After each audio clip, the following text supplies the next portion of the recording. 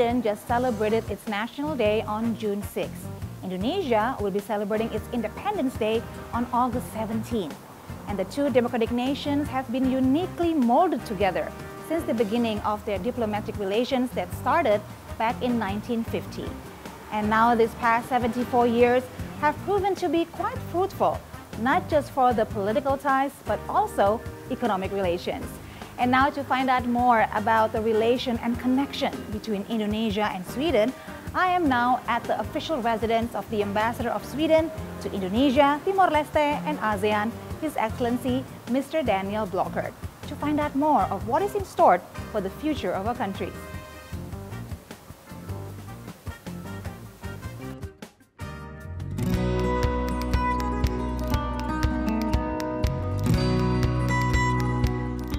Sweden, officially known as the Kingdom of Sweden, a Nordic nation that's located in Northern Europe, sharing borders with Norway to the west and Finland to the east. It's the largest country in Scandinavia and the fifth largest in Europe by area.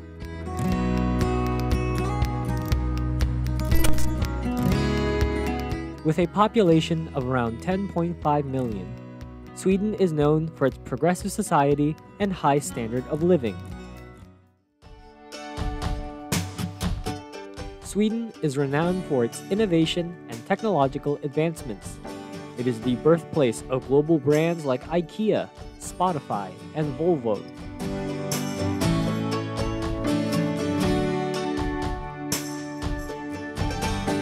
The country's commitment to sustainability and environmental conservation is evident in its green policies and extensive use of renewable energy.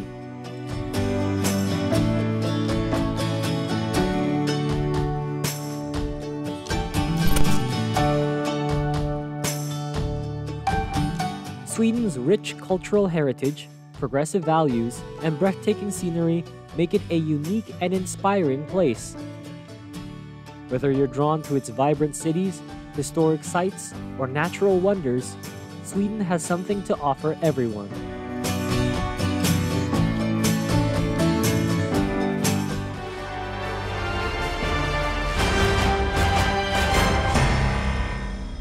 Hello and welcome to Ambassador Corner on TVRI World with me, Siska Becker, and my very special guest, the Ambassador of Sweden to Indonesia, Timor-Leste and ASEAN, His Excellency Mr. Daniel Blockert. Hello, good day, Your Excellency. Hello. First of all, thank you so much for accepting us into your beautiful residence. We truly appreciate this opportunity. Tack. Thank you so much for coming. And also, you started to learn Swedish. Yes, just that one word. Okay. I looked it up. My Bahasa is better than that, Okay. but it's still not good enough to do an interview. Hopefully I can catch up with you soon. Yeah.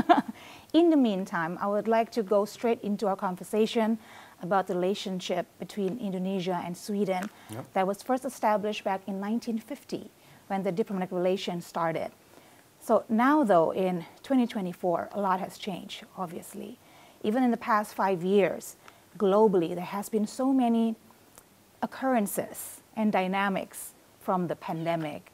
We also have 2 wars going on right now in different parts of the world and tensions going on everywhere. Now, has this occurrences, this geopolitical tensions, affected the trade relations between Indonesia and Sweden? Why I go straight into trade? Because Sweden is the biggest trading partner for Indonesia in the Nordic region, and I would love to dive deeper into that. Well, thank you so much. You are right in that the diplomatic relationship started in 1950, but we have much longer history with Indonesia than that. We had scientists being here already in the 18th century, students of the famous Linnaeus who categorized flowers and fauna. There were students here, and there are still drawings of Indonesian plants done from a long time ago, and we've had Swedish companies here for a very long time. I think that Ericsson is probably the Swedish company that has been here the longest. They came here in 1905-6. Yeah. So it's a long relationship. Okay. But you are right. I mean, trade has been affected, unfortunately, for everyone, partly because of the ongoing conflict, Okay. but also partly because we see a trend right now where trade is not a priority, and opening of markets is not a priority.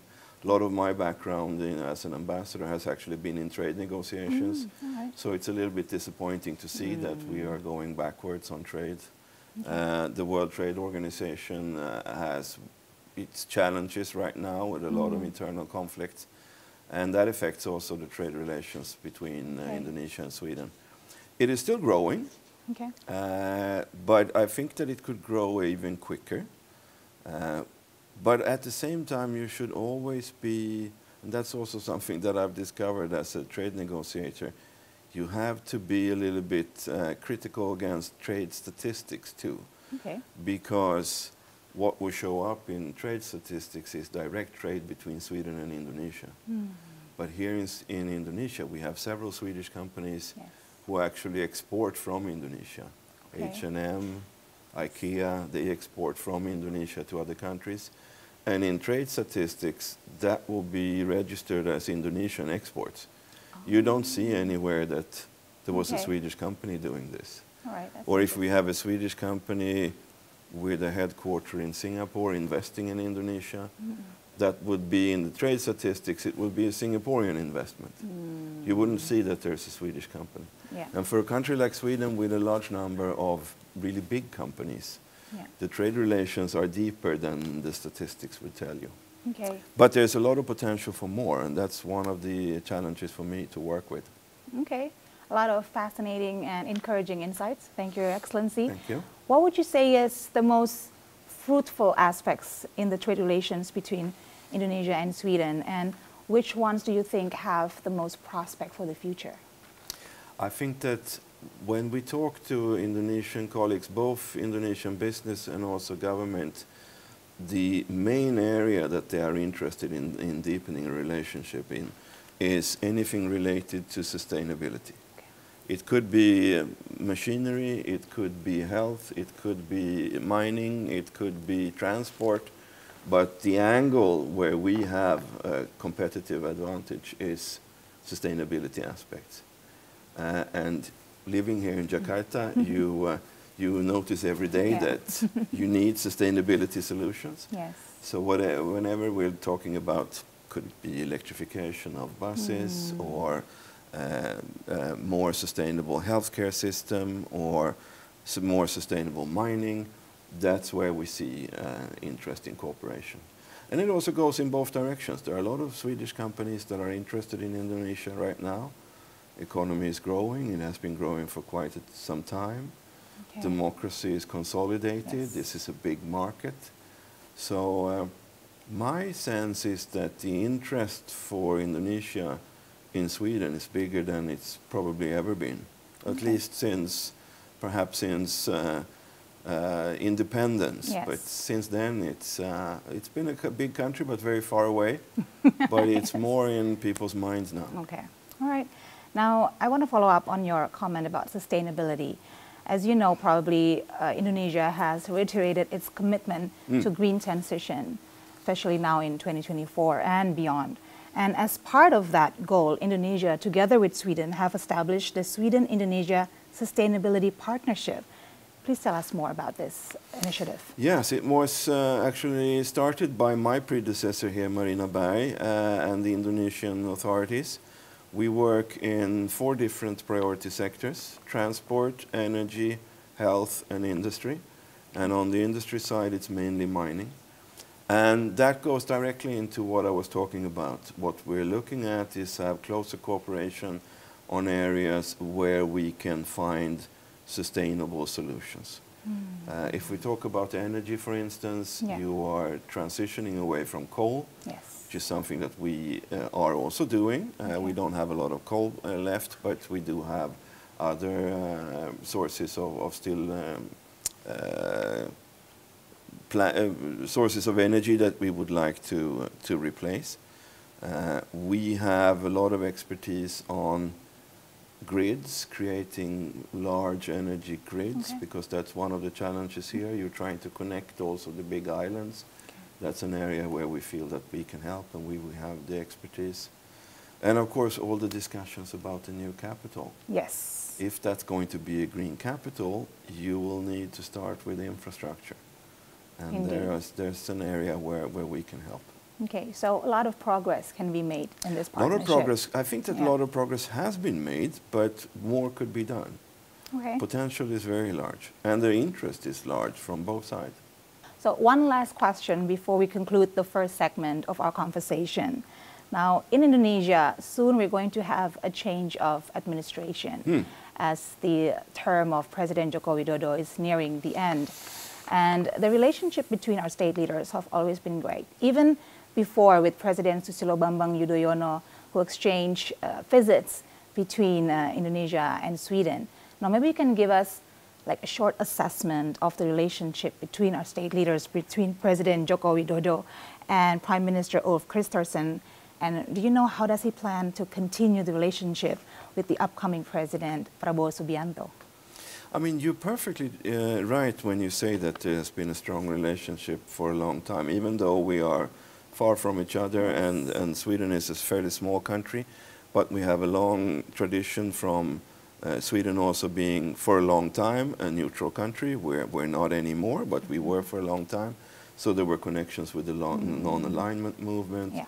We were very supportive to all countries really around the world breaking free from colonization.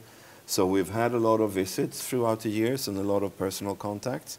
I think that for this government, the closest relations have probably been between Foreign Minister Retno and our Foreign Minister Tobias Billström, who is on a WhatsApp level, talking to each other. I get sometimes messages that they have had conversations that I had no idea about. But we're very excited for the new presidency. Prabowo, of course, is someone that we know. He's been part of Indonesian politics for a long time. He won the elections very clearly, so it's a strong mandate. I get the sense that he will be perhaps even more active on an international stage. He speaks several European languages. He has a history in Europe. It's not always uncomplicated, but for Sweden at least, who have no colonial history anywhere and not here either, I think that that will be a good opportunity to connect again. And of course we will be waiting to see who's going to be the new foreign minister, and also for the different areas that we talked about, who's going to be the new minister responsible for transport and energy and so on. So we can sort of reconnect on everything that's been negotiated so far. Exactly. But I'm hoping next year we celebrate 75 years of diplomatic relations, as you mentioned. So I'm hoping to have high-level visits from Sweden coming to Indonesia. All right, so a lot of encouraging insights. We learned a lot on this first segment. We're now going to take a short break. But Your Excellency, on the next segment, we would love to learn more about you personally. So I hope you don't mind me getting personal with you in the next segment. Don't go anywhere. Ambassador Cornell will be right back.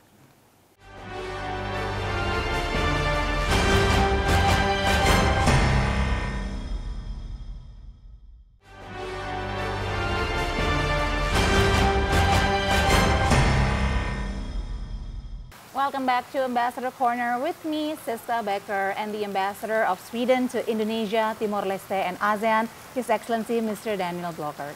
Your Excellency, this is such a nice spot for us to converse. Thank you so much for choosing. This is beautiful. Well, thank you. The residence came with a job, so I'm just lucky in that sense. I didn't choose it. Okay, so like we said previously, in this segment, we would love to get to know you better, to know more of you personally. Now, I have a few facts that I've gathered from the internet. Please correct me if any of these facts are wrong, because sometimes you cannot always trust the internet. So you're born in Stockholm, Sweden. You have a Bachelor of Arts, a Bachelor of Political Science, and Master degree in International Relations, all from the University of Stockholm. Now, it seems like you've always had an interest in diplomacy since early on. Is it actually your dream to become an ambassador? No, not at all, actually. I studied because what you've seen is what I studied that was relevant for this job, but I actually started in the humanities. I studied art history, I studied theater history, I studied philosophy. I thought for a while that I was going to work in the theater. I worked for quite a few years in the music business in Sweden, record company and record store. Then I started to study political relations. And I really got into government by accident and coincidence. Really? Please tell us more. Well, I had a colleague that I studied with who worked at the Ministry for Agriculture. And they needed help over the summer. So she said to her boss, I have a colleague that I went to a university with. He seems normal. We could use him for a few weeks. And that's how it started. So it started out something temporary, but then... It was temporary. I stayed on, first Ministry of Agriculture, then Ministry for Foreign Affairs needed someone who knew agriculture and trade, so I moved there. I became a diplomat and never really questioned it, but it was not my dream or my ambition, and I don't have it, unlike a lot of diplomats, I don't have it in my family. There are no diplomatic stories there. So this was an accident, but I'm quite happy with it. A curveball that you pleasantly accept. Exactly. All right, now as a career diplomat now, you've been posted in different countries all around the world. Each pose a different challenge, I'm sure. How about Indonesia? What has been the biggest challenge for you to adapt to the life here? Well, I was posted before in Singapore, so I have traveled in Indonesia before, and both my wife and I really liked Indonesia because of the nature, because of the people, because of the food and culture. So I've had in the back of my mind for quite some time that if I have the opportunity, I would like to come here. So I was very happy when the Ministry for Foreign Affairs finally agreed with me what I should do. So it's never been a challenge that way. There are a few things that I miss being Swedish. I miss not being able to walk to places. I spend a lot of time in the car because of Jakarta traffic, but also because Jakarta is not a city built for walking. That's true. And that is something that I can, because even in a big city in Sweden like Stockholm, it's a walkable city. You can walk anywhere, like you can in most European cities. I miss that. The traffic makes me mad, but I'm trying to work on that. But otherwise, it's a pleasure. I really like being here, and it's an exciting and fantastic place to be. There's so much to discover here. All right. We actually saw your Instagram account, the official Instagram account, Sweden Jakarta. And we saw you having a lot of fun actually exploring the arts and culture, even contemporary music, Indonesian contemporary music. Now, it's very interesting knowing you have a background actually in the music industry. I would love to know more about your opinion about the contemporary art scene in Indonesia. What do you think of it, Your Excellency? Well, I'm still trying to discover it. I mean, I came in August. But music is a big interest, art in general, culture in general. I'm sports. I will pick a football team when the new season starts. But music is dear to my heart, and I knew a little bit about Indonesian music before. Do you? More of the traditional music, like gamelan music and so on. I knew about that. I knew that a few of the more contemporary artists. I mean, you have rappers that are actually internationally well known, so I knew about them.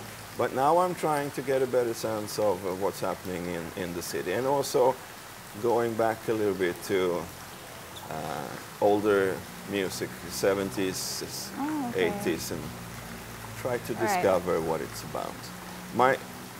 My general sense as a diplomat is that you can live in the diplomatic bubble wherever you're posted. And the diplomatic bubble is quite similar. If you're in Jakarta or Geneva or Mexico, the diplomatic bubble would be almost the same. And that's an important part of the job. And you read up on the country and you know all the facts and the trade statistics and things like that. But if you want to understand the country you're working in, you have to move outside of that. And for me, music is a very good way in because it says a lot about the people. what they're listening to. Yeah, definitely. To learn about the zeitgeist of the people from the music, right? So music, culture, food, sports. Okay. Yes, right. but I'm trying to get into it. I want to pinpoint on food now because, again, from the social media, from the Instagram account Sweden Jakarta, I saw this series of videos that you did. And I think your social media team should get a raise for this. It was a very entertaining and fascinating series of videos to watch when you tasted different varieties of Indomie, our most famous instant noodle. I believe there was 5 different varieties. You tasted them and then you rate them. Now, apart from that, have you had any other memorable food adventures in Indonesia?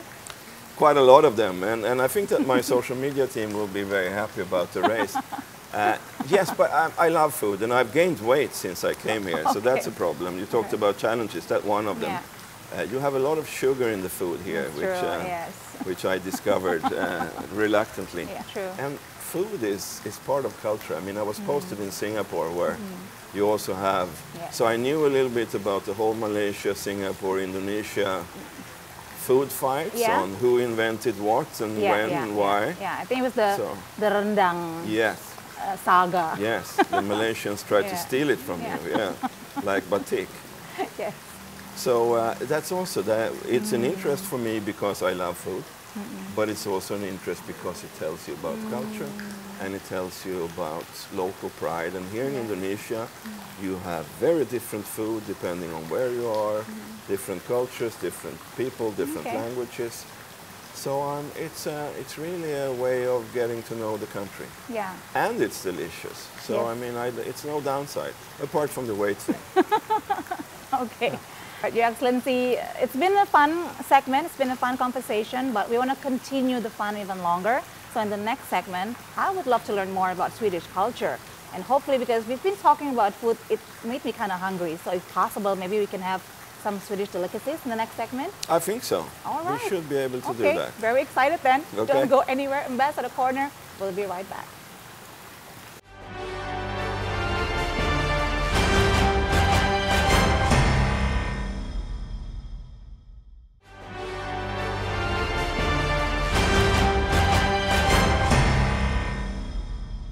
Thank you for staying with us right here on Ambassador Corner on TVRI World with me, Siska Becker, who's actually right now very distracted with the very good smell of coffee from the set we have in front of us. Your Excellency, you've been such a gracious host. Thank you so much for adding this little bit of sweetness to our meeting and conversation this afternoon.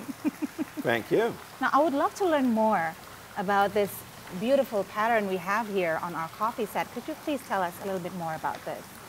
Well, this is actually, we have a long tradition of making porcelain and glass and crystal in Sweden. Okay.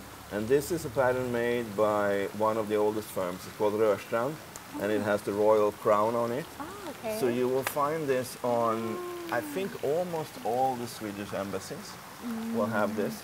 Okay. I don't use it a lot because partly it's very expensive, so I don't want to break it, but also because it is a quite old and traditional pattern. And you will see, for instance, on the coffee cup, this is not a coffee cup for a Swede today. I need much more coffee than that. I need a mug. Okay. So this is sort of if you are eating with important ministers, and it should be elegant. Okay. Otherwise, I prefer more robust stuff. Right, Your Excellency, while I prepare my coffee, I want to ask you a question about Sweden's rich literary tradition. And if you don't mind, I want to share with you a little part of my personal story of my childhood. Back when I was growing up, I actually read a lot of Astrid Lindgren's books. Pippi Langström's Adventures, I devoured them. And there's another huge favorite of mine, The Six Children of Bullerby. I don't know if you're familiar. I used to love those stories.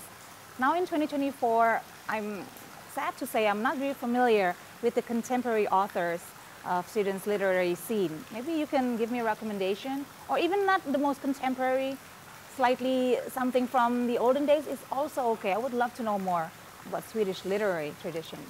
No, it's interesting that you mention Astrid Lindgren because it's deeply ingrained, I think, in all Swedes. We've read the books, and there's been TV shows and films about almost all her books. Yeah. And she's also translated into Indonesian most of her books, so you can find them here. That's true. But it's interesting that you mentioned that, because one of the projects that we are working on for next year, when we celebrate the 75 years of diplomatic relations, is to get to translate a few Swedish children's books to Indonesian, that we hope to work together with the Ministry of Education here, hopefully, and also with schools and libraries, because I understand that there is it's not always easy to get access of good children's literature here. And we have quite a few very good authors. My favorite would probably be one that I read a lot for my son when he was a child, called Pia Lindenbaum, but I'm not sure that we will be able to translate her. But there's a lot of good children's literature in Swedish. Right. Excellency, you've mentioned before that the best way to learn about a country, its people, and its culture is through food. So please allow me to learn more about Sweden, about Swedish culture through its food. What would be the description of the Swedish culinary tradition? It has developed so much. I mean, when I grew up, when I was a small child in the 70s, restaurants in Stockholm would be, the foreign restaurants would be the big European cuisines. So you would have Italian restaurants and French restaurants and Spanish and Greek maybe. One or two Chinese maybe early on. One, two maybe Indians. And that would be it. Now you can find anything. Including Indonesian restaurants. There are Indonesian restaurants in Stockholm. One that's called Jakarta, that's quite good actually. And that has influenced cooking. If my wife and I cook food, we can do Swedish food, Italian food, but we might just as well do Middle Eastern food or Thai food or Mexican food. And I think that for Swedes in general, that is what we cook. You cook from all over the world. So a lot of influences now from all over the world. If you go back to more traditional food, it's a lot of fish.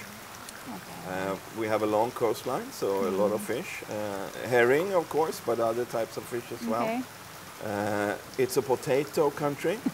You have this line in Europe where you move from potatoes to rice. It's somewhere in the middle of Europe. We are definitely in the potato part. I like potatoes, so I have nothing against that. But you also see a trend now which is growing quickly, especially for younger people, and that's food connected to sustainability. That you want to have food that is locally produced, that you know how it was produced. Was it produced in an organic way, and workers well paid, and no animal cruelty and things like that? Which has, I think, reignited a bit of interest for more traditional Nordic food. Because if we want to go for food that is local, we don't grow a lot of fruits. You have to deal with the ones we have. Apples and pears and plums and a few others. So there is a renewed interest, I think, for more traditional food, but with a modern spin, not as heavy as it used to be. When Swedes were working in the industry or the mines, you needed heavy food. Don't really need that now, but you go back to more traditional vegetables as well, as well as this globalized food. Your Excellency, to close our conversation on a sweet note, please tell me about this delicious looking pastry that we have here upon us. We don't have any restaurants in Indonesia that I know of that serve specifically Swedish food. But we have a couple of restaurants that are run by Swedes. We have a restaurant here in Jakarta called Ivy. We have a coffee shop in Bogor called Stockholm Syndrome. And we have a coffee shop that you can find here in Jakarta and in Bali called Penny Bites, which is very close to us on Senopati. And Penny Bites is run by a Swedish woman who does her own take on the traditional cinnamon bun. So this is sort of a pimped. It's more of everything. It's a cinnamon bun, but with extra everything. So it's very unhealthy, but it's also very tasty. I think you had me at everything you've said from the very first about this very delicious looking pastry, and I'm so ready to devour it now and enjoy it with you as a closing note. But first, Once again, thank you so much, Your Excellency. Thank you. It's been the most delightful conversation. I've had so much fun learning about Indonesia and Sweden's relations and the future prospects of it, about your experience enjoying Indonesia and of Swedish culture. I'm excited to learn more, actually, so thank you so much for enlightening me. Thank you so much for having me, and I hope that you will continue your studies of Swedish culture. Yes, definitely. Thank you. Starting Your Excellency. Yes, of course. And thank you for joining us for this edition of Ambassador Corner. We'll see you next time. Until then, take care. I'm Siska Becker for Ambassador Corner on TV Alai World.